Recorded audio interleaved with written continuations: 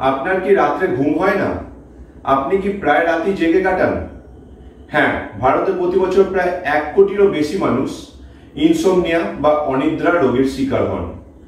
আর তাদের মধ্যে অনেকেই নির্ভর করে থাকেন স্লিপিং পিলস বা ঘুমের ওষুধের ওপর, যা প্রতিদিন খাওয়া অত্যন্ত ক্ষতিকারক। তাই আজকে আমি আপনাদের দুটো খুব সহজ প্রাণায়াম শেখাবো, যে প্রাণায়াম দুটি প্রতিদিন রাত্রে ঘুমোতে যাওয়ার আগে 5 থেকে 10 মিনিট করতে পারলে চলে আসবে গভীর ঘুম। কি কি প্রাণায়াম চলুন দেখে নিই। প্রথমেই পদ্মাসন বা সুখাসনে বসুন।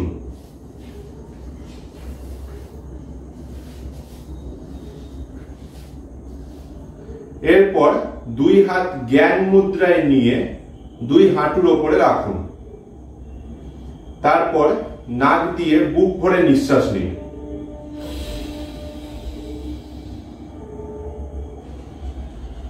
পুরোপুরি নিঃশ্বাস গ্রহণের পর দম বন্ধ করে রাখুন কিছুক্ষণ দম বন্ধ করে রাখার পর মুখ দিয়ে আস্তে আস্তে নিঃশ্বাস ত্যাগ করুন।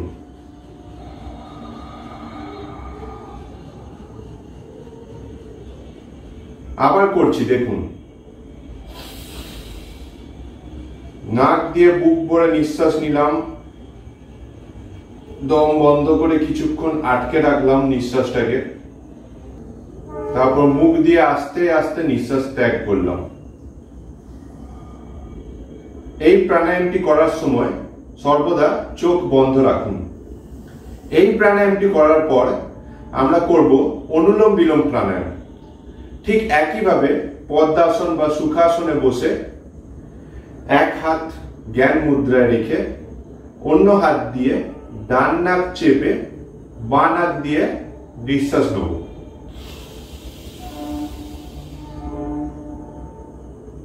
এরপর 2 নাক চেপে দম বন্ধ করে রাখবো কিছুক্ষণ, তারপর আবার অন্য নাক দিয়ে নিঃশ্বাস ত্যাগ করব। আবার যেই নাক দিয়ে নিঃশ্বাস ত্যাগ করলাম সেই নাক দিয়ে আবার নিঃশ্বাস গ্রহণ করব।